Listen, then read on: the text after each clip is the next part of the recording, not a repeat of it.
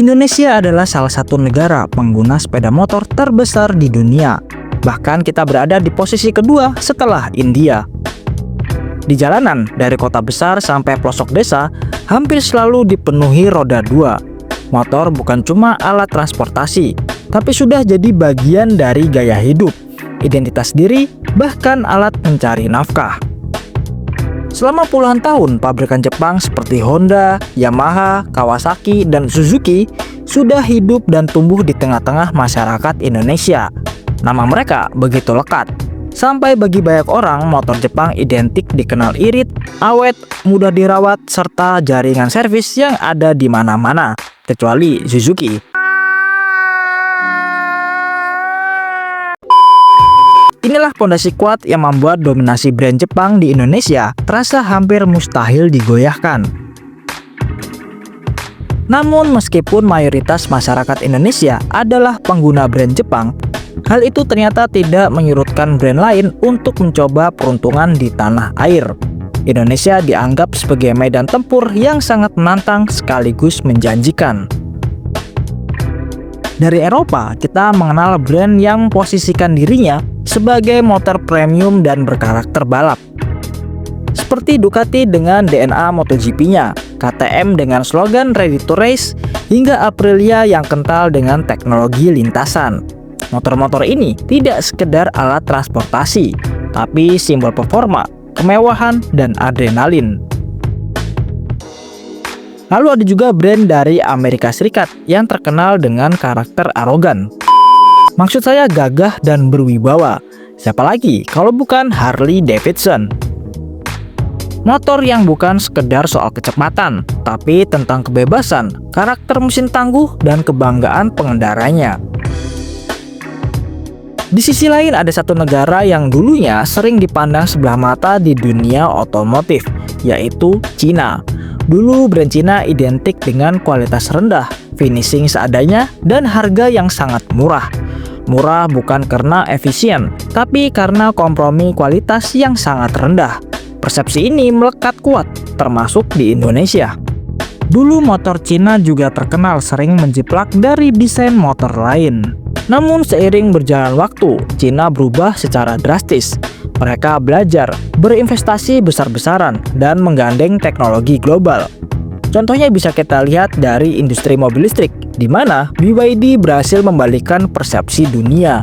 Dari yang awalnya diragukan, kini justru menjadi pemain besar, bahkan memimpin pasar di beberapa negara. Perubahan besar itu juga terjadi di dunia roda 2. Dari sekian banyak brand Cina, ada satu nama yang benar-benar berani menantang dominasi pasar Indonesia. Namanya CF Moto. CF Moto bukan pemain baru yang tiba-tiba muncul. Brand ini berasal dari Guangzhou, Cina, dan awalnya dikenal sebagai produsen ATV, kendaraan off-road untuk kebutuhan kerja dan berpetualang. Dari sinilah CF Moto membangun reputasi sebagai mesin kuat, tahan banting, dan tangguh. Lalu pada tahun 2011, nama CF Moto semakin menguat ketika CF Moto resmi menjalin kerjasama strategis dengan KTM, pabrikan otomotif asal Austria. Kerjasama ini bukan sekedar tempel logo, tapi mencakup pengembangan mesin, teknologi, dan produksi bersama. Bahkan beberapa mesin KTM diproduksi di pabrik CF Moto. Kerjasama ini mengubah segalanya. CF Moto jadi naik level. Dari brand yang dianggap motor Cina murah, jadi brand global dengan standar Eropa. Tampil dengan desain agresif, teknologi meningkat, dan kualitas produksi melonjak jauh. Ketika masuk ke Indonesia, CF Moto tidak datang dengan satu model aja. Mereka membawa berbagai segmen, mulai dari sektor naked sport, sport firing, adventure, hingga big bike dengan kapasitas mesin besar. Namun dari sekian banyak model yang masuk, ada satu motor yang langsung mencuri perhatian pecinta sport firing 250cc. Dialah CF Moto 250 SR. Di Indonesia, kelas motorsport 250cc adalah kelas panas, diisi oleh nama-nama besar seperti Kawasaki Ninja 250 dan Honda CBR 250RR. Yamaha R25 nggak diajak karena kurang laku, apalagi Suzuki. Dua motor ini bukan hanya soal spesifikasi, tapi juga soal gengsi, sejarah, dan fanbase yang sangat kuat. Masuk ke kelas ini tanpa nama besar jelas bukan perkara mudah. Namun CF Moto tetap maju. 250 SR diposisikan sebagai penantang langsung Ninja 250 dan CBR 250RR dengan pendekatan berbeda, desain futuristik, fitur modern, dan tentu aja harga yang lebih bersahabat. CF Moto 250 SR hadir dengan desain full fairing yang agresif, sudut-sudut tajam, dan tampilan yang sangat modern. Sekilas motor ini terlihat seperti motor konsep yang turun ke jalan. Lampu depan LED, DRL tajam, dan buritan sporty yang membuatnya terlihat mahal. Di Indonesia, CF Moto 250 SR hadir dalam dua tipe, yaitu 250 SR standar dan 250 SR Lite. Perbedaan keduanya cukup penting. Versi SR standar sudah dibekali fitur yang lebih lengkap, termasuk slipper clutch, quick shifter, shock USD, model berkendara, traction control system, dan panel instrumen yang lebih lengkap. Sementara SR Lite diposisikan sebagai versi yang lebih terjangkau, tidak memiliki fitur tersebut agar harga bisa ditekan. Masuk ke bagian jantung pacu, CF Moto 250 SR menggunakan mesin 1 silinder 249cc, DHC 4 katup berpendingin cair. Dikabarkan mesin ini menggunakan mesin yang sama pada KTM RC 250, karena mesin ini adalah hasil riset bersama antara CF Moto dan KTM. Mesin ini mampu menghasilkan tenaga sekitar 27-29 horsepower dengan karakter tenaga yang cukup responsif untuk harian maupun riding agresif. Mesin ini dipadukan dengan transmisi 6 percepatan dan sistem injeksi modern. Lalu untuk sektor kaki-kaki, CF Moto nggak main-main. Suspensi depan menggunakan model USD, cakram depan belakang dengan ABS, serta rangka yang dirancang untuk kestabilan kecepatan tinggi.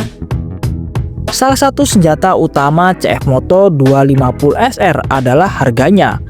Dibandingkan rival Jepang di kelas 250cc, harga CF Moto lebih terjangkau, namun menawarkan fitur dan tampilan yang kompetitif. CF Moto 250 SR dengan varian tertinggi dijual dengan harga 63 juta. Sementara untuk varian Lite dijual dengan harga Rp48.500.000. Bahkan promo OTR Jakarta hanya Rp38.500.000. Ini bahkan di bawah harga Honda CBR 150. Sementara pesaingnya seperti Kawasaki Ninja ada di harga Rp69.800.000 dan CBR 250RR ada di harga Rp66.985.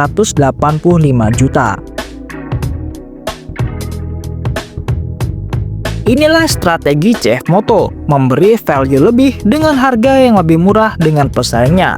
Tentu tantangan CF Moto di Indonesia bukan hanya soal produk, tapi juga kepercayaan konsumen, jaringan dealer, dan layanan purna jual. Hal inilah yang selama ini menjadi benteng kuat brand Jepang. Tapi dengan kualitas yang terus meningkat dan dukungan global seperti kerjasama dengan KTM, CF Moto perlahan mulai mengikis keraguan itu. Namun meskipun sudah menggandeng merek terkenal seperti KTM, sepertinya belum cukup mampu untuk menarik konsumen di tanah air. Apalagi CF Moto terbilang anak baru yang masuk Indonesia pada tahun 2021. Bahkan TVS yang sudah digandeng brand sebesar BMW pun belum menunjukkan dominasi yang kuat. Padahal kita tahu kualitas TVS terkenal tahan banting, tapi masih kalah pamor sama bodi kerupuk. Kalau kalian mau nonton review TVS Ronin, kalian bisa klik link di atas. Dari brand ini kita bisa belajar bahwa motor Cina hari ini bukanlah seperti yang dulu.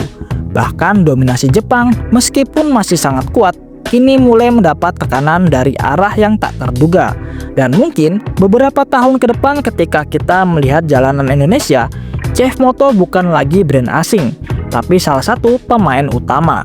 Sama seperti BYD di dunia mobil, CF Moto bisa jadi adalah cerita besar berikutnya di dunia roda 2. Karena di dunia otomotif, satu hal selalu benar, tidak ada dominasi yang abadi dan selalu ada penantang yang datang membawa perubahan.